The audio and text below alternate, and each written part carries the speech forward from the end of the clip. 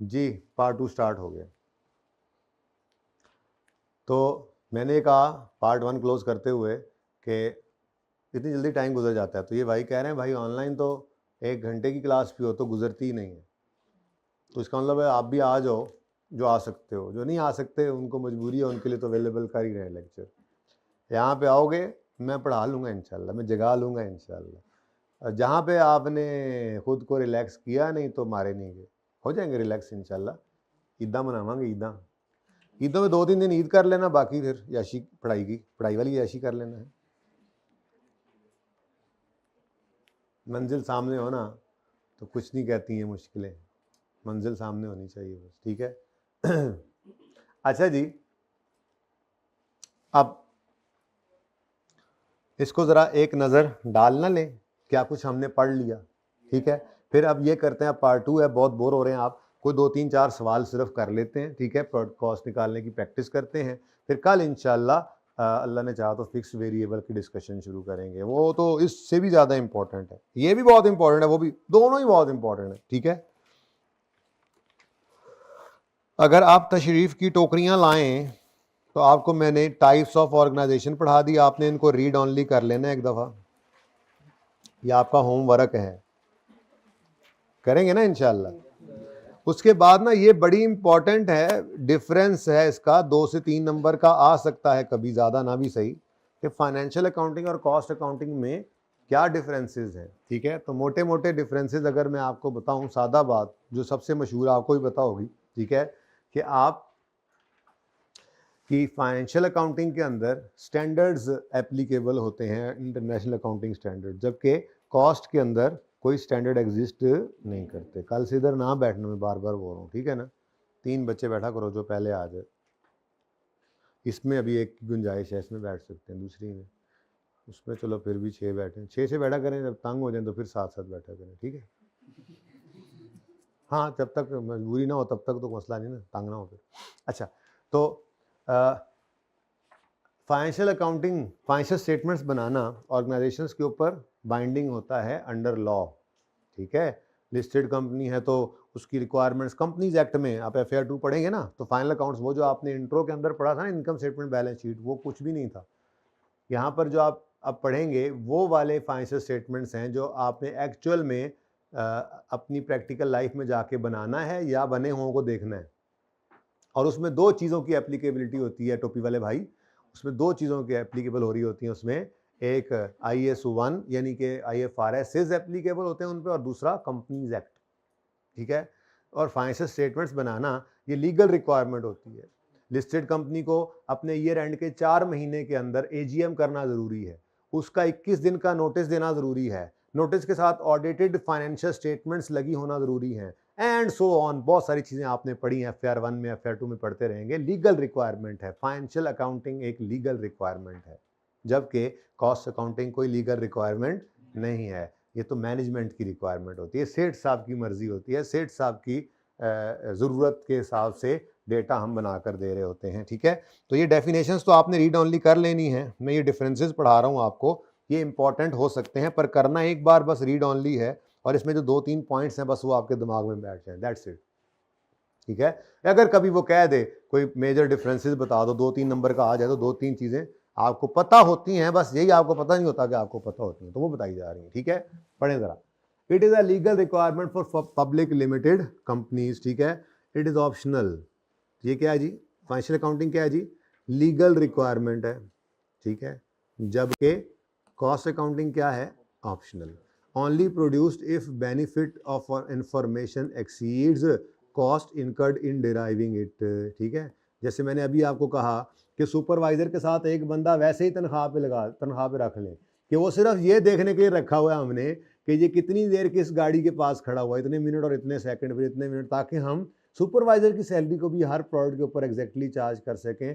तो कहने वाले ने कहा यार किड्डे पागल हो तुसी, उसको तनख्वाह पे रख लिया है, जो डिसीजन मेकिंग के अंदर को खास फर्क भी नहीं डाल रही ये चीज़, प्रोडक्ट की कॉस्ट के अंदर कितना को फर्क डाल देगी, थोड़ी सी कॉस्ट ही है, ठीक है। तो कॉस्ट अकाउंटिंग ऑप्शनल है, आप तभी करते हो जब आपको उस कॉस्ट को डिराइव करने का, उस कॉस्ट, ये इस अकाउंटिंग को करने की जो कॉस्ट है वो आपको बेनिफिट ज़्यादा दे रही हो, कॉस्ट बेनिफिट एनालिसिस होता है, ठीक है। बहरहाल ये एक ऑप्शनल चीज़ है, ठीक है। ये सिर्फ पास्ट को रिपोर्ट करता है। कभी आपने ऐसा देखा हो कि आपने 2020 में खड़े होकर 2021 की फाइनेंशियल स्टेटमेंट्स बनाई हो? कभी ऐसा हुआ था? तो ये हमेशा पास्ट को रिपोर्ट करता है। जब ईयर एंड हो जाता है तो उस ईयर एंड के बाद आप बैठकर उन फाइनेंशियल स्टेटमेंट को तैयार करते हैं। ऐसा ही है। जबकि अब जो आप पेपर पढ़ रहे हैं इसमें आपने फ्यूचर को भी प्रोजेक्ट करना होता है। पहले एक अच्छा टॉपिक इसमें बजटिंग होता था, अब एमएफए में आई थिंक चला गया। तो बजटिंग का टॉपिक भी यही है। यहाँ पे भी डिसीजन मेकिंग जो आप बार बार सुन रहे हैं, डिसीजन मेकिंग भी 45-50 दिन हमने लगाने हैं। उस सारे एरिया के अंदर आपने फ्यूचर को ही देखना है। डिसीजन मेकिंग होती है हमेशा फ्यूचर के लिए। आज खड़े होकर ये कहते हैं कि हमने ये ऑर्डर एक्सेप्ट किया या ये डिसीजन लिया तो उसका क्या असर पड़ेगा, ठीक है। इसका मतलब कॉस्ट अकाउंटिंग जो है वो पास्ट को भी देख सकती है और फ्यूचर को भी, ठीक है। ओके, ये दो भी काफ़ी हैं, बहरहाल बाकी भी पढ़ ही लें, खैर है। अच्छा, पास्ट को देख रहा है फाइनेंशियल अकाउंटेंट जो है, और कॉस्ट अकाउंटेंट जो है वो फ्यूचर को भी देखता है और पास्ट को भी, ठीक है। सिर्फ एक्सटर्नल यूजर्स इसको यूज़ करते हैं। जो फाइनेंशियल स्टेटमेंट्स आप बनाते हैं वो शेयर होल्डर्स देखेंगे, वो गवर्नमेंट देख सकती है, वो इन्वेस्टर्स देख सकते हैं, ठीक है। लेकिन जो आपने मैनेजमेंट अकाउंट्स बनाए होते हैं ये आप किसी को नहीं देखने देते। तो ऑर्गेनाइजेशन में आप सब बंदों को नहीं देखने देते भाईजान। आपके ऑर्गेनाइजेशन में पता, आपके किसी एम्प्लॉय को शायद ही ये पता हो जो निचले लेवल के होते हैं कि आपको, जो हम मिसाल के तौर पे अगर हम ये एसी बना रहे हैं, ग्री कंपनी हम, तो हमें एक एसी कितना हमें कॉस्ट करता है, ये शायद ही हमारे किसी निचले कैडर के हमारे एम्प्लॉय को पता हो। पता ही नहीं लगने देते, ये तो राज है, पता ही नहीं लगने देते, ठीक है। ये तो हमारा राज है, हमें कितने का एक पड़ रहा है। कंपैरेटर सुन ले इसको तो हमें फिर हमारी कुटाई लगा सकते हैं इस पर। पता लग जाए उनको इनकी इतनी कॉस्ट है, वो कंपेटिटर की कॉस्ट कम हो तो वो प्राइस वॉर में लेके जा सकता है। खैर बहरहाल हम इसको ऐसे नहीं हर किसी को बताते फिर। जो मैनेजमेंट अकाउंटिंग होती है, जो मैनेजमेंट अकाउंटिंग की जो रिपोर्ट्स होती हैं उसको सिर्फ और सिर्फ यूज करते हैं हमारे इंटरनल यूजर यानी हमारी मैनेजमेंट। जो आपके फाइनेंशियल स्टेटमेंट्स हैं उनको एक्सटर्नल इंटरनल दोनों यूज करते हैं, लेकिन इनको सिर्फ इंटरनल यूज के लिए होगी, तो ये used by only internal users. ये काफ़ी सारे इनके अंदर डिफरेंसेस हैं। मैंने तो आसान वाले निकाले थे कि गुजारा भी हो जाए, 2-4 और भी मुश्किल पड़े हुए थे जहाँ से ये उठाए थे, ठीक है, सही है। चले, IFRS ये मैंने आपको पहले बताया था कि इन पर स्टैंडर्ड्स लगते हैं, ठीक है, जबकि no requirement to follow IFRS, ठीक है जी, सही है। यहाँ पे IFRS लगते हैं और कॉस्ट अकाउंटिंग में नो IFRS, ठीक है। ये बस प्रैक्टिसेस हैं, अपने बुजुर्गों से हमने सीखा, आपको सिखा रहे हैं, आप आगे अपने बच्चों को सिखाएंगे, ये नस्ल दर नस्ल चलता जा रहा है। ये ऐसे ही है कॉस्ट अकाउंटिंग, ठीक है। ओके, कुछ अंग्रेज बुजुर्ग थे, कुछ हमारे अपने बुजुर्ग थे, तो करते करते यहाँ तक हम पहुँचे हैं। तो ये प्रैक्टिसेस हैं, ठीक है, बड़ों की, बुजुर्गों की। Normally published annually, normally financial statements हैं वो एनुअल होती हैं, लेकिन कभी कभी सेमी एनुअली या क्वार्टरली भी होती हैं। लिस्टेड कंपनी के लिए ये रिक्वायरमेंट है, ठीक है। तो पब्लिश की जाती हैं एनुअली या सेमी एनुअली या क्वार्टरली, लेकिन जो कॉस्ट अकाउंटिंग है वो आपको कब कब करनी पड़ती है, जब सेठ साहब कहते हैं। वो आपकी प्रिपेयर होती है मंथली तो होती है लाजमी, मैनेजमेंट अकाउंट्स मंथली तो होते ही हैं ये, ठीक है। रिपोर्टिंग करवाई जाती है, बैठ के बोर्ड मीटिंग की जाती है, हाँ भी क्या चल रहा है, क्या नहीं चल रहा है, क्या हो रहा है। ये वीकली भी हो सकती है, ये डेली भी हो सकती है, ये कस्टमर वाइज भी हो सकती है, ये प्रोडक्ट वाइज भी हो सकती है, ये रीजन वाइज, जैसे मैं आपको कहा था प्रॉफिटेबिलिटी हम निकालते हैं, ठीक है, तो सही है ना। और फाइनेंशियल स्टेटमेंट्स का जो मकसद है वो सिर्फ फाइनेंशियल स्टेटमेंट्स ही बनाना है। पता ही है आपको, आप FAR 1 पढ़ के आए हैं, हर टॉपिक में एंड पे कहाँ पे जाते थे, चलो जी एक्सट्रैक्ट्स बनाए हम, जो भी पढ़ते थे एंड पे कहाँ पे जाते थे, PNL में क्या आना है, बैलेंस शीट में क्या आना है। अब FAR 2 में आप देखेंगे वही फाइनेंशियल स्टेटमेंट दोबारा बनेंगी, तो जो कुछ आपने आज तक पढ़ रखा इंट्रो FAR 1 FAR 2 में, नॉर्मली तो FAR 2 की एडजस्टमेंट आती है, बाकी तो बड़ी कॉमन सी होती हैं, वो सारी चीज़ें एडजस्टमेंट जो हैं वो आपके फाइनल अकाउंट्स के अंदर एडजस्ट होती हैं, बिल्कुल ऐसे ही जैसे इंट्रो के अंदर मैंने आपको शायद कल भी बताया था। आपने एक्रूवल पढ़ा, बैड डाउटफुल डेट पढ़ा और इसी तरह से डेप्रीसिएशन पढ़ा। ये जब टॉपिक्स पढ़ लिए तो फाइनल अकाउंट्स के अंदर और कुछ नहीं था, बस यही इकट्ठे हुए पड़े थे। और फाइनल अकाउंट्स तो वही था जो आपने बेसिक्स में पढ़ा था स्टार्ट में इंट्रो के अंदर, ठीक है। तो फाइनेंशियल स्टेटमेंट्स बनाना इसका मकसद है। फाइनेंशियल अकाउंटिंग का, और कुछ नहीं। अल्टीमेटली हमारी मंजिल, हमारी मेराज इस फाइनेंशियल अकाउंटिंग के अंदर फाइनेंशियल रिपोर्टिंग ही होती है, फाइनेंशियल स्टेटमेंट्स का प्रिपेयर करना ही होता है, ठीक है, एज पर स्टैंडर्ड्स और एज पर लोकल लॉ, ठीक है। जबकि कब्जे उल्टा बोला, प्रिपेयर किया जाता है for decision making, planning and control. ये कॉमन होना चाहिए था और ये पी छोटा होना चाहिए था, ठीक है। तो ये कॉस्ट अकाउंटिंग डिसीजन मेकिंग के लिए, प्लानिंग और कंट्रोल के लिए यूज की जाती है। इंपॉर्टेंट है लेकिन रीड ऑनली है। आप खुद देखो ना, एक बार आपने इसको देखा, आपके जहन में बैठ गई ये बातें, तो एक आध बार बस पढ़ लोगे तो इसको भी याद करना नहीं है, याद रखना है। ये वो आइटम है, ओके। याद करने वाले बहुत कम ही आइटम है कॉस्ट के अंदर, थेरी ना होने के बराबर ही आती है। और मैंने वो भी आपको बताया नॉर्मली वो थेरी कैसी होती है, जैसे पार्ट ए के अंदर डिसीजन मेकिंग का सवाल डाला और पार्ट बी के अंदर ऐसी कोई डिस्कशन मांग ली उसी से रिलेटेड, तो वो जितनी को ज़रूरत है वो चीज़ें लिखी हुई हैं यहाँ पे, ठीक है। बाकी आप बता सकते हैं जो वो पूछेगा अंग्रेजी के अंदर थोड़ा बहुत लिख के, बहुत कम आती है, MCQs वैसे नहीं, ठीक है जी।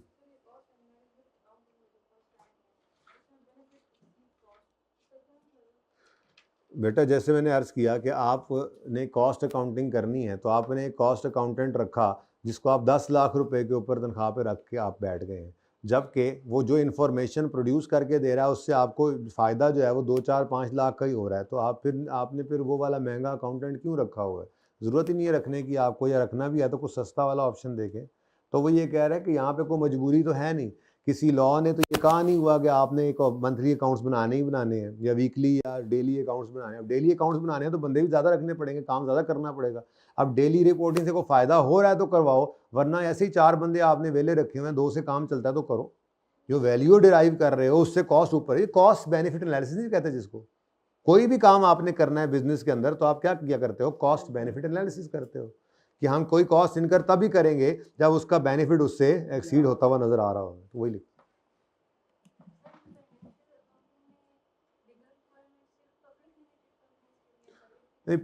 हैं, रिक्वायरमेंट्स हैं। बहरहाल आप सिर्फ इसको यूं ही लिखिए, इसमें जो हाईलाइट किया कि ये लीगल रिक्वायरमेंट है, बाकी पब्लिक के लिए भी हैं और पीवीटीज के लिए भी हैं। मतलब ये कि अनलिस्टेड के लिए हैं, IFRS लगते हैं उनके ऊपर। फिर अब ये तो SCCP के, अब तो कंपनीज एक्ट में जाकर देखना पड़ता है ना, ठीक है। पीवीटीज भी जो हैं वो पब्लिश नहीं करती, लिस्टेड कंपनी तो उसमें 5 में पब्लिश करती हैं ना, ठीक है, पब्लिश भी करेंगी और SCCP की वेबसाइट के ऊपर अपलोड भी करेंगी उनको PDF फॉर्म के अंदर।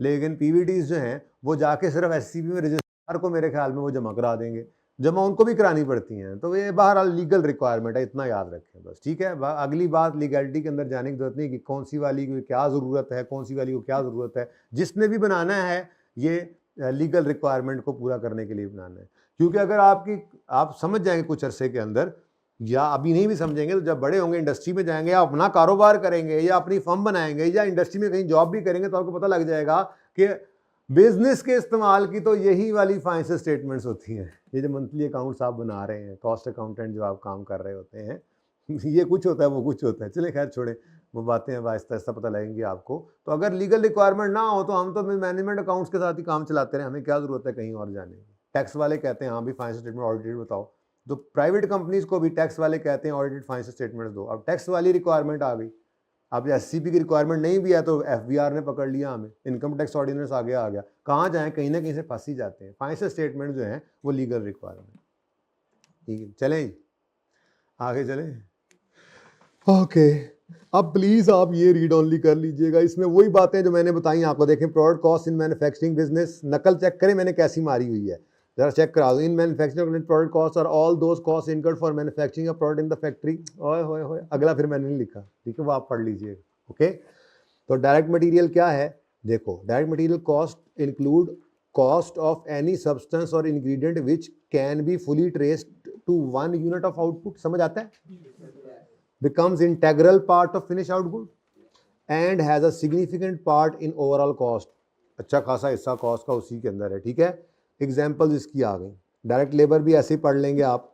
और FY में कहते हैं जी ऑल एक्सपेंसेस और ऑल फैक्ट्री एक्सपेंसेस और मैन्युफैक्चरिंग कॉस्ट जो कि other than direct material direct labour हैं, वो कलेक्टिवली FOH कहलाती हैं। इनको प्रोडक्शन ओवरहेड्स भी कहते हैं। ये असल में इंपॉर्टेंट बात, ज़्यादा समझ तो आ गया, ज़्यादा इंपॉर्टेंट बात ये है, ये जो अदर नेम्स नहीं लिखे हुए, ठीक है, ये पता होने चाहिए आपको, वरना मारे जाते हैं आप। ऊपर वाले का अलग से लिखा ही नहीं हुआ। खैर, इसकी एग्जांपल्स काफ़ी सारी आपको नज़र आ रही हैं, तो ये आपने रीड ऑनली कर लेना है, ठीक है। ये पॉइंट इंशाल्लाह आप रीड ऑनली करने के काबिल हो चुके होंगे। फिलहाल थोड़ा सा रुक जाएं, इसकी थोड़ी सी हम जो है ना वो प्रैक्टिस कर लें एक दफ़ा, ठीक है। लेकिन आपको एक मज़े बताऊं,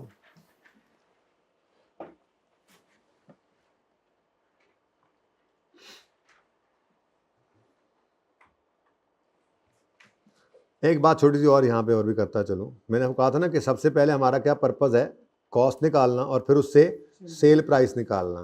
तो अगर मैं बात करूँ आपसे, सवालों पे जाने से पहले ये आखिरी बात कर ही लेना, computation of sale price in a manufacturing business अगर आपने करना हो तो ये मैं आपको बताऊं, ये आपको पहले से ही पता है। सेल प्राइस आपने निकालनी है तो मैं आपको बता रहा हूं कि आपको ये पता है कैसे निकालते हैं जी। C plus P is equal to S, याद है? सेल प्राइस कैसे निकलती है? कॉस्ट प्लस, तो ये तो आपको पता है, ठीक है, कॉस्ट प्लस, ठीक है। अब बस अगली बात जो है वो आपको मैंने अभी अभी पढ़ाई है कि कॉस्ट के अंदर क्या होगा, प्रोडक्ट कॉस्ट होंगी और पीरियड कॉस्ट होगी। समझ आई बात की? अच्छा, प्रोडक्ट कॉस्ट के अंदर क्या कुछ होगा, direct material cost, direct labour cost और एफओएच की कॉस्ट, ठीक है जी। अच्छा, और पीरियड कॉस्ट में क्या होता है जी, सेलिंग, एडमिन और फाइनेंस कॉस्ट, ठीक है। तो बस ये कहानी खत्म हो गई। अब आपके सवाल यही होंगे, या आपसे कहेगा वो कॉस्ट निकाल दो, या कहेगा सेल प्राइस निकालो, तो सेल प्राइस निकाल दिए तो कॉस्ट के अंदर क्या ऐड कर दोगे, प्रॉफिट। बस मैं आपको ना ये जरा इस फॉर्म में लिखवाना चाह रहा था ये फॉर्मूला, ठीक है। करेंगे हम इसको टेबुलर फॉर्म में ही, लेकिन जरा ये याद हो जाए ना, ठीक है, कि direct material cost plus direct labour cost plus FOH की कॉस्ट, ये तीनों कॉस्ट मिलकर प्रोडक्ट कॉस्ट बनती हैं, ऐसे ही है। और बोलो, अब इनमें ये दो जो है ना, ये दो को हम कहा करते हैं प्राइम कॉस्ट। ये क्या कहलाती हैं जी, प्राइम कॉस्ट, ठीक है। और अगर इनको मैं इकट्ठा करूं, इनको इकट्ठा करूं, नाम शाम पहचान रहे हैं ना हम, ठीक है। अगर मैं इनको इकट्ठा करके बोलना चाहूं तो ये दो इकट्ठे करके बोले जाते हैं, इनको कहा जाता है कन्वर्जन कॉस्ट। क्या कहा जाता है जी, यानी मटेरियल के ऊपर कन्वर्ट, मटेरियल को रॉ मटेरियल को फिनिश गुड में कन्वर्ट करना हो तो कौन कौन सी दो ताकतें लग रही होती हैं, लेबर या ओवरहेड्स ही है, ठीक है। तो ये जो ब्लू वाला डिब्बा है इसको हम कन्वर्जन कॉस्ट कहते हैं। मैंने कहा ये ना हो पर्चे के अंदर लिखा हो कन्वर्जन कॉस्ट, पता ही ना हो ये क्या बला होती है, ठीक है। अच्छा, ये तो आपकी दोनों मिलकर क्या बन जाती हैं, ये दोनों मिलकर क्या बना करती हैं, आपकी प्रोडक्ट कॉस्ट, या ये तीनों कह लें, जैसे तीनों बोला था, तो ये क्या आ गई आपकी प्रोडक्ट कॉस्ट, ठीक है जी। इसके अंदर आपने क्या ऐड किया था जी, selling cost plus admin cost plus जी फाइनेंस कॉस्ट। लेकिन मैं निकालने क्या चला हूं बेटा जी, तो अभी सेल प्राइस नहीं निकली, ये तो अभी मेरे पास क्या आई हैं, ये तो मेरे पास अभी पीरियड कॉस्ट इकट्ठी हुई हैं। प्रोडक्ट कॉस्ट और पीरियड कॉस्ट तो इकट्ठी हो गई। देखो, आपने जो प्रॉफिट कमाना होता है ना बेटा, उसमें ये ना समझना कि सिर्फ प्रोडक्ट जो बनाई है उसको बनाने की कॉस्ट अगर आप माइनस कर दें सेल में से तो आपका प्रॉफिट है। ये बाकी भी तो खर्चे आपके बिजनेस के ही हैं। ये सेलिंग, एडमिन, फाइनेंस कॉस्ट भी आपके बिजनेस की ही हैं। अगर आप प्रॉफिट की फिगर तक पहुंचना चाहते हैं तो वो सेल प्राइस आप फिक्स करें जो आपके प्रोडक्शन की कॉस्ट को भी जो है वो पूरा करे, और आपकी नॉन प्रोडक्शन कॉस्ट, जिनको पीरियड कॉस्ट, जिनको नॉन प्रोडक्शन कॉस्ट भी कहते हैं, इनको भी पूरा करे, तब आप प्रॉफिट में पहुंचोगे। ये तो नहीं कि आपने 150 की चीज बनाई, 200 की बेच दी, 50 का प्रॉफिट है पर यूनिट। ये बाद में पता लगा कि सेलिंग, एडमिन, फाइनेंस कॉस्ट तो निकाली थी, जब उनको लेकर गए आप तो आप लॉसेज में चले गए। कर ली डिसीजन मेकिंग, हो गया कारोबार, कर ली मोहब्बत, हैं, तो ये ऐसे नहीं चलेगा, सारी कॉस्ट ऐड करोगे, उसमें फिर प्रॉफिट का मार्जिन, प्रॉफिट का रिक्वायर्ड प्रॉफिट को ऐड करोगे, तो वो टारगेट आपके पास सेल प्राइस आएगी जिसको आपने लेकर चलना है। तो ये क्या है जी, पीरियड कॉस्ट। तो एक चीज अभी इसमें रहती है, सेलिंग प्राइस तक जाना है तो वो क्या है जी, प्रॉफिट। तो प्रॉफिट को ऐड कर देंगे। तो ये जनाब आपकी एक इक्वेशन बनी जो मैंने आज आपको पढ़ाया है, बस इतनी ही बात पढ़ाई है अभी तक, ठीक है जी। बेटा बेटा जो आपकी फैक्ट्री का एडमिन मैनेजर, आपके बिजनेस के अंदर जो एडमिन मैनेजर है, ठीक है, या आपके बिजनेस में जो आप लोग होंगे, किसने पूछी एग्जांपल? बेटा आपने जब किसी भी ऑर्गेनाइजेशन में जाके बैठना है तो आप कौन है, फैक्ट्री के मजदूर हैं। अच्छा, आप क्या सेल्स डिपार्टमेंट के लोग होंगे? अच्छा, एचआर वाले होंगे क्या? नहीं। तो फिर आप कौन होंगे? एडमिन एंड अकाउंट्स वाले, यही होते हैं। ऐसे ही आप हो गए, एडमिन वाले हो गए, ये सब एडमिन की कॉस्ट ही हैं। आपको जो गाड़ी मिलेगी उसकी डेप्रिसिएशन, बिजनेस की अगर नाम पे है उसकी डेप्रिसिएशन, एडमिन का खर्चा। और अगर ये खलील भाई जो है, ये अगर सेल मैनेजर हैं तो इनको जो गाड़ी मिली होगी उस गाड़ी की डेप्रिसिएशन वो सेलिंग एक्सपेंस। और अगर मैं फैक्ट्री मैनेजर हूं तो मुझे जो गाड़ी मिली होगी तो मेरी उस गाड़ी की डेप्रिसिएशन जो है वो एफओएच। आपको जो सैलरी मिलेगी वो सेलिंग एक्सपेंस, भाई खलील को जो सैलरी मिलेगी वो एडमिन एक्सपेंस, मुझे जो सैलरी मिलेगी वो फैक्ट्री का खर्चा।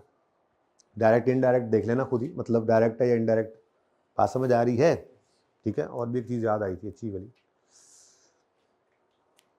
क्या आपका सवाल क्या था?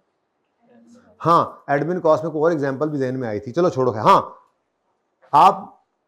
आपने कह दी जी मैंने तो जाना ही नहीं है इंडस्ट्री में, मैंने तो अपनी फर्म बनानी है। तो मैं कहूँगा ठीक है, आप फर्म बनाएंगे, आप ऑडिट पे जाएंगे, आप ऑडिट पे जाएंगे तो क्लाइंट आपको ऑडिट फी पे करेगा, टैक्स कंसल्टेंसी पे करेगा। तो ये भी कौन सा खर्चा है आपके बिजनेस का? बिजनेस का कौन सा खर्चा होगा? ना ये प्रोडक्शन का खर्चा है, ना सेलिंग का खर्चा है, ये भी क्या है? एडमिन।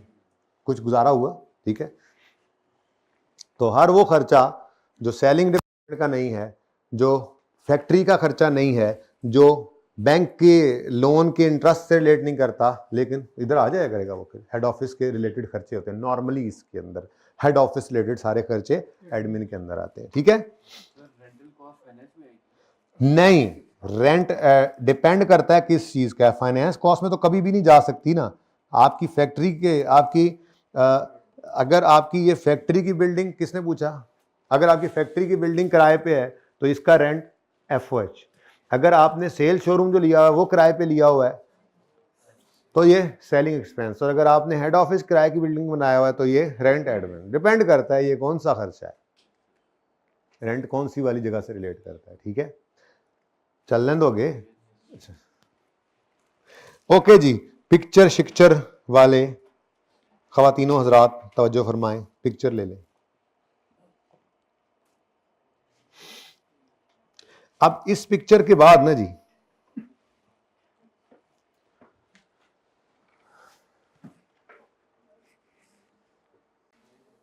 सुने सुने, एक छोटी सी बात कर दूं, छेती कर लो यार। साइड पे कितना साइड तो हूं मैं, वट दो मैनू अद्धा।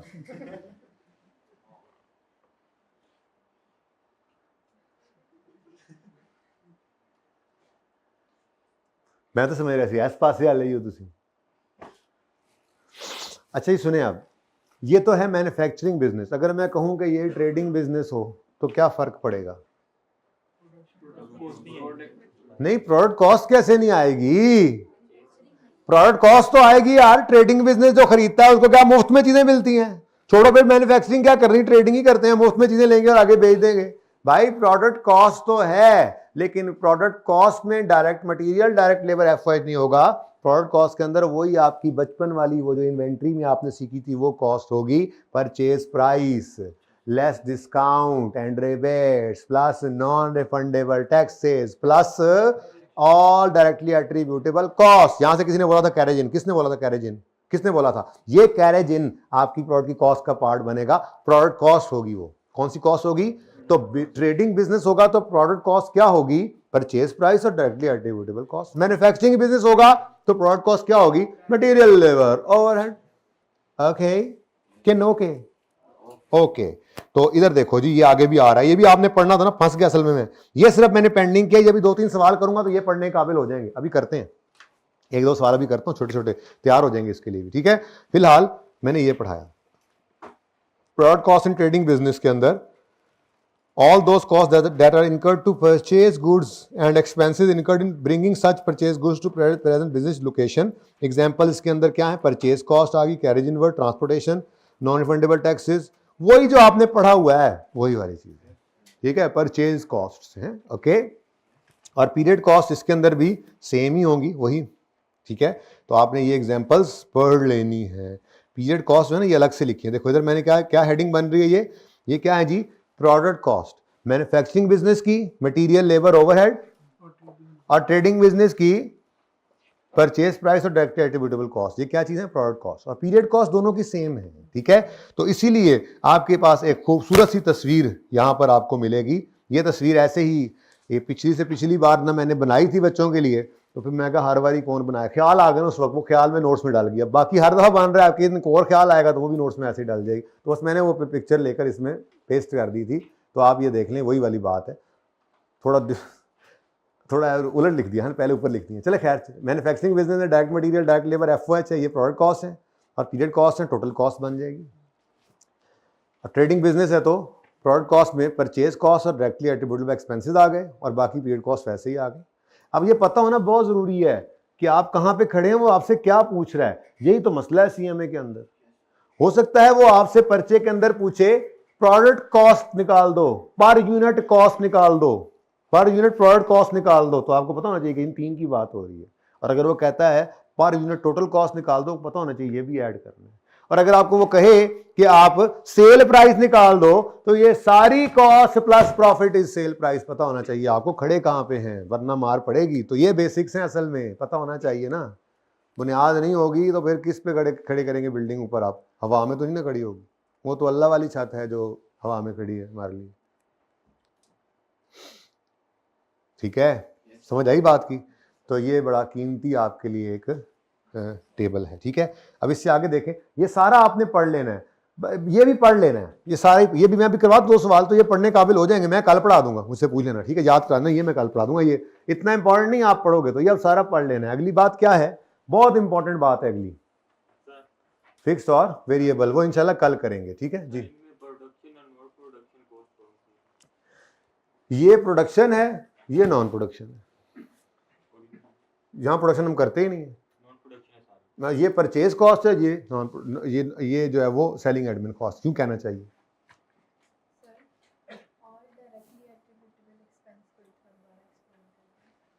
Non refundable taxes, carriage inward, transportation inward, वो भी एक ही बात होगी। उसके बाद इंश्योरेंस इन ट्रांजिट, उसके बाद let's say inspection cost, trade discount तो माइनस होना है ना, उन्होंने कहा डायरेक्टली एट्रिब्यूटेबल एक्सपेंसेस की एग्जांपल मैं वो दे रहा हूं। हर वो खर्चा जो इन्वेंट्री को हम तक लाने के लिए, इन गुड्स को हम तक लाने के लिए इनकर होना है, वो डायरेक्टली एट्रिब्यूटेबल, वो इन्वेंट्री कॉस्ट का पार्ट बनेगा, प्रोडक्ट की कॉस्ट का पार्ट बनेगा। यानी आप अगर हमने बुक शॉप खोल ली, तो हमने ये रजिस्टर जो है उर्दू बाजार से खरीदा, ठीक है, लेट्स से 50 रुपए का, लेकिन वहां से यहां तक लाने में हमें इसको हर एक के ऊपर 20 रुपए लग गए, तो डायरेक्टली एट्रिब्यूटेबल खर्चा क्या है, 20 रुपए। तो ये मुझे कितने का पड़ा, एक रजिस्टर 70 का, तो मेरा ये प्रोडक्ट कॉस्ट क्या है, 70। अब ये मैं 100 का बेचूंगा तो मुझे 30 रुपए का प्रॉफिट हो जाएगा, अगर कोई सेलिंग एडमिन एक्सपेंसेस और नहीं है, और अगर हैं तो वो भी मजीद कम हो जाएगा प्रॉफिट, ठीक है। डायरेक्टली एट्रीब्यूटेबल ही होता है, नहीं इनडायरेक्टली नहीं ना आएगा। यही तो कहना चाह रहे हैं हम कि जो इस परचेज से रिलेट करेगा डायरेक्टली, वो इसकी कॉस्ट में ऐड हो जाएगा, सिंपल।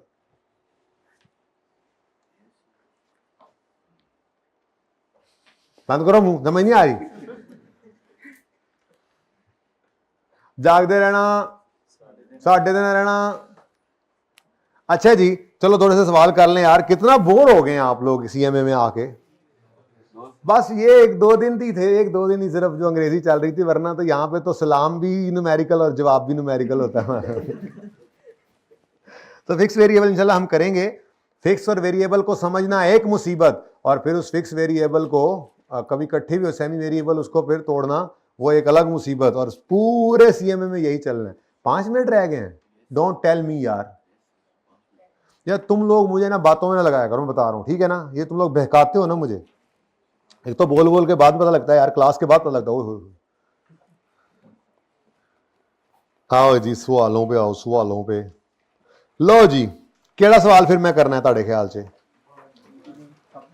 नहीं, एक दो कर देता हूं, अच्छा नहीं लगता ऐसे सभी होमवर्क में। जहां पे घड़ी ने 5 मिनट एक्स्ट्रा लेकर भी कड़ंग कर दिया, उससे आगे जहां तक मैं जा सका आपको होमवर्क देता चला जाऊंगा। देखी जासी, कल तो आना ही है ना, ठीक है। ओके यार, वो मैं अभी तक फैसला नहीं कर पाया, मैंने नोट्स पे काम ही नहीं किया। सोल्यूशन ऐड करने चाहिए या नहीं जो आगे टॉपिक्स आ रहे हैं? भाई पिछले सेशन के कोई 3-4 बच्चे ढूंढने हैं, 5 बच्चे ढूंढने हैं FAR2 की क्लास में, मेरी वाली में, सरदनान वाली में बैठे होंगे, मिल जाएंगे आपको, ठीक है। जो पढ़ गए पिछली बार, ऐसे कोई बच्चे जो पढ़ गए, ठीक है, अच्छे अच्छे बच्चे भी होंगे, आपको पता लग जाएगा। असगर को कह देना, उन्हें कहो मुझे मिले आके, मैं उनसे पूछूंगा, कम से कम 5 हों। पूछना क्या है? पूछना यह है कि मैं सोल्यूशन अगले दिन देता हूँ, तो देखा ना। अब यार अपने मसले हैं, आप मुझे वो 5 बच्चों को मिलवाएं जिन्होंने पेपर दे लिया, ठीक है। ये तो किसी ने कहना है दे दें, किसी ने कहना नहीं, जो इनके लिए ज़्यादा बेहतर होगा वो इंशाल्लाह फैसला, मुझे दोनों में मसला कोई नहीं है, ठीक है ना। तो जो आपके लिए बेहतर होगा इंशाल्लाह मशवरे से वो तय कर दिया जाएगा, ओके।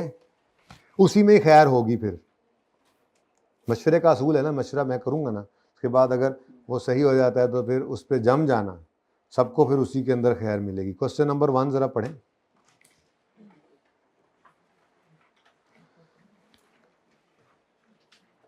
हाथ खड़ा करें वो बच्चे जिन्होंने पहले रिक्वायरमेंट वो पढ़ा। अच्छा, वो बच्चे हाथ खड़ा करें जो अभी पहुंचे नहीं, कहाँ पे जाने हैं हमने। मैं थोड़ा जल्दी पूछ गया, सॉरी। चलें, तो हाथ खड़ा करें बच्चे जिन्होंने पहले रिक्वायरमेंट को पढ़ा, और वो हाथ खड़ा करें जिन्होंने पहले अल्फा कंपनी लव्स को पढ़ा और पढ़ना शुरू किया। पहले रिक्वायरमेंट पढ़ा करें, ओके। पता तो लगे करना क्या है सवाल में, ठीक है। रिक्वायरमेंट है कैलकुलेट टोटल प्रोडक्शन कॉस्ट, का मतलब direct material, direct labour, FOH, selling expense, admin expense. सोटी की तरह सोटी इधर रखी हुई थी मैंने, प्रोडक्शन कॉस्ट, प्रोडक्शन कॉस्ट में सेलिंग एडमिन कहां से आ गया? जो मैं बोलूंगा हाँ करोगे, अल्लाह ने अकल नहीं दी हुई है, होश करो। सोटी नहीं ना रही आज, यहां सोटी पड़ी थी, कहां गई यार? उस तरफ पड़ी नहीं, वो नहीं यार, मैं सिर फाड़ना है ना था, हद हो गई यार। डराने के लिए वो रखा हुआ है, लग भी जाए थोड़ा तो खैर है। इतना मोटा हो के कह रहे हैं वो उठा लो, वो पता नहीं क्या दरवाजे में लगने वाला। तो भाई ध्यान से सुना करो और जागते रहा करो, ओके। टोटल प्रोडक्शन कॉस्ट है मतलब डायरेक्ट मटेरियल, डायरेक्ट लेबर, और यही तो मैं कह रहा हूं, ये क्यों आज का लेक्चर हमने लगाया, आगे चल के इतना टाइम नहीं हुआ करेगा अब ये बताने बैठ जाए बंदा। तो रिक्वायरमेंट है, पता होना चाहिए क्या पूछ रहा है, बस चलो फिर उसके बाद आगे चलते जाए, ठीक है। तो प्रोडक्शन कॉस्ट निकालनी है। अल्फा कंपनी अच्छा, ये आप खुद भी कर सकते हैं, लेकिन 2-3 सवाल पहले मैं खुद कराऊंगा आसान आसान, उसके बाद आप मुश्किल सवाल करेंगे। आप तो मेरे चीते हैं और चीतियां हैं, आप लोग करेंगे इंशाल्लाह। मुश्किल सवाल आप करेंगे, आसान सवाल मैं करूंगा, ओके, ठीक है ना। यही चीज ने आपको पार लगाना है, मैं बता रहा हूँ, जो आपने खुद सवाल करने हैं। अनसीन क्वेश्चंस आप करेंगे, सोल्यूशन देखे बगैर करेंगे, एक बार दलेरी से मुकम्मल कर देंगे उसको, उसके बाद फिर देखेंगे सही है या गलत, ओके। क्या देख रहे हो? सोटी आमिर भाई बैठे हैं बस, और कोई नहीं है, हाइब्रिड में कोई नहीं अभी आया। आहिस्ता आहिस्ता आ रहे हैं, इनको लग रहा है पता कि घर पे नहीं पढ़ा जा रहा। किस किस ने ये फैसला किया था घर में देखे ना, मैंने आपको अर्ज किया, जो तो जेन्युइन प्रॉब्लम वाले हैं, घरों में जाने वाले थे चले गए, आउट स्टेशन वाले होते हैं, हॉस्टल्स के मसले होते हैं, चले गए ना। अब जो तो नहीं गए, मतलब उनके पास सहूलत थी तो रुक गए, और या जो लाहौर के हैं वो बच्चे जो कल इस नीयत से नहीं आए थे कि इंशाल्लाह घर पे ही पढ़ेंगे, लेक्चर तो आ ही रहे हैं, हाथ खड़ा करें पहले। कुछ नहीं कहता, हाथ तो खड़ा करें, थे तो सही, ऐसे ना करो। लेकिन कल पढ़ने के बाद अंदाजा हुआ इन तिलों में तेल नहीं है, चले ही जाने हैं, ऐसे थे नहीं पढ़ा जाना। हाथ खड़ा करें, ऐसे कितने बच्चे हैं? अब मानने वाले 2-3 हैं, असल में ज्यादा ही हैं, ठीक है। तो बाकी भी जो सुन रहे हैं मेहरबानी करें आ जाएं, अब कोई बात नहीं है, जिद ना पकड़ें, ठीक है। फ़ायदा आपका ही है, ओके। तकरीबन 15 लेक्चर्स मिनिमम 15 लेक्चर्स हमारे हैं ईद से पहले, तो ये बहुत ज़्यादा होते हैं, कम नहीं होते हैं। बेसिक्स और एफओएच का चैप्टर इसमें हो जाएगा, और एफओएच का सवाल भी इस दफ़ा नहीं आया ना, मैंने आपको कल बताया था। Very important. Okay, alpha company produces chargers, डड्डू वाले चार्जर्स, डड्डू चार्जर्स प्रोड्यूस करते हैं, डड्डू चार्जर प्रोड्यूस करते हैं cost accountant of the company, यानी कि एक डड्डू जो है, आप में से कोई इस तरह का होगा, ठीक है, determine that company spend 12 million on direct material cost, 2 million on direct labour cost and 8 million of factory. यार ये कोई सवाल है? टू कंप्लीट 1000 चार्जर्स, 10,000 चार्जर्स, ठीक है। तो calculate total production cost of chargers. अच्छा, अब एक काम कर लेते हैं, हम एक छोटा सा फॉर्मेट बना लिया करूंगा मैंने टोटल प्रोडक्शन कॉस्ट निकालनी है ना, ज़रूरी नहीं है फॉर्मेट ऐसे, बस ठीक है, एक तरतीब पे ही सारे सवाल अब करते जाएं ना। तो बस ये ज़रा इस तरह से याद हो जाता है कि टोटल प्रोडक्शन कॉस्ट है, तो इसके अंदर 3 चीज़ें होनी चाहिए, डायरेक्ट मटेरियल, डायरेक्ट लेबर और एफओएच। तो रुपीज़ इन 1000 कर लूँ अगर आपकी इजाज़त हो तो, ठीक है। अब प्रोडक्शन की कॉस्ट के अंदर है, उसने कह दिया टोटल कॉस्ट है, तो टोटल निकाल दो यार, मांगी भी उसने टोटल प्रोडक्शन कॉस्ट है 10,000 चार्जर्स पर कितना डायरेक्ट मटेरियल लगता है, 12 मिलियन, 12,000।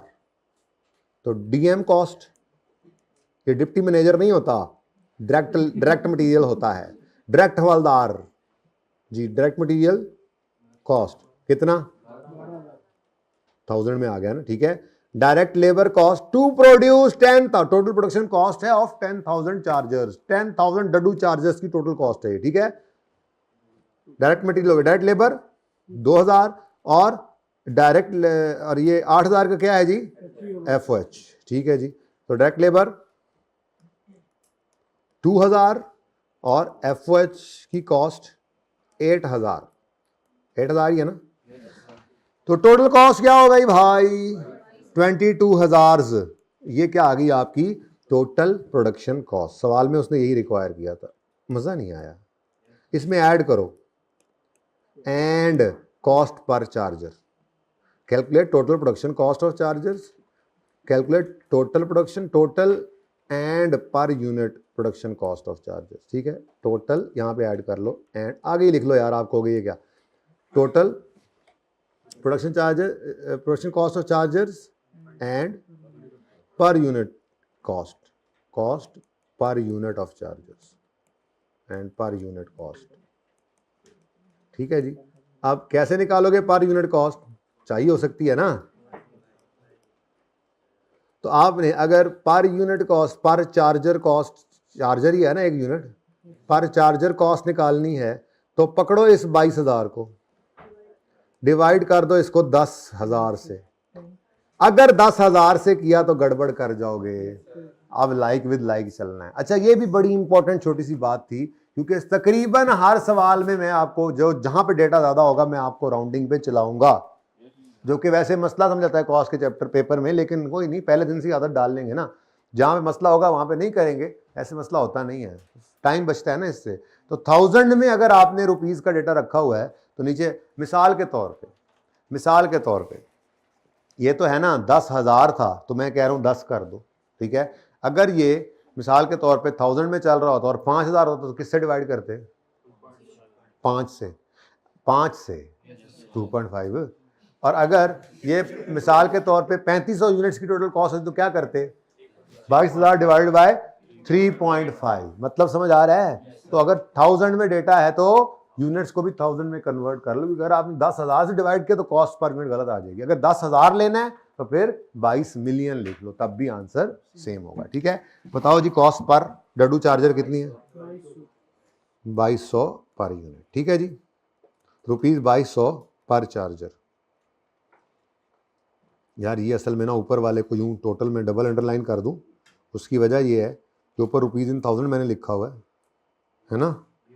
तो लो जी, कॉस्ट पर चार्जर आ गई हमारे पास, पर चार्जर कॉस्ट है रुपीज 2200, ठीक है जी, ओके। क्वेश्चन नंबर,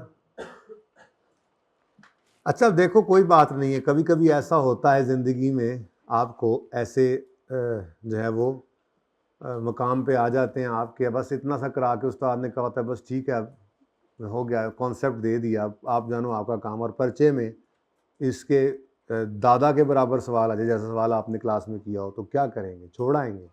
फाइट करेंगे ना भाई। ऐसे ही फाइट आपने आज करनी है। क्वेश्चन नंबर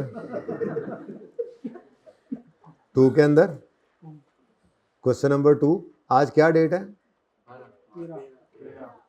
होमवर्क 13 मार्च 5 होमवर्क आ गया 13 मार्च 5 का, और ये होमवर्क नंबर 1 है। बस होमवर्क ही लिख दिया ना, क्योंकि मैं ये कॉपी पेस्ट करने लगा हूँ। कुछ सवाल बड़े मुश्किल भी होंगे, आपने घबराना नहीं। तुंदिए बादे मुखालिफ से आप नहीं घबराते, आप तो उकाब हैं कि जहाज हैं? आप उकाब हैं, जहाज नहीं है। Question number 3, hush puppies. Question number 4, मैं मार्क्स भी नहीं लिख रहा, टाइम बाउंड भी नहीं कर रहा, आज याशी कर लो जो करनी है, ठीक है? कल से फिर होमवर्क में भी मार्क्स नहीं होंगे तो लगा लिया करेंगे, ठीक है? अच्छा, वैसे ना एक टफ सवाल है, 5वां 6वां 7वां। दिल कर रहा है 7वें तक सारे सवाल, या 7वें का सलूशन आ रहा है सामने, 6ठे का भी आ रहा है। चलो 5वां रहने दो, वो मैं कल आते साथ करा दूंगा। अच्छा बस काफ़ी है, ठीक है, जाओ भागो, ठीक है, रोज़े हैं। अल्लाह हाफिज़। भाई ने क्वेश्चन कर दिया, मैंने अल्लाह हाफिज़ किया, तो मैंने कहा हाँ क्या क्वेश्चन?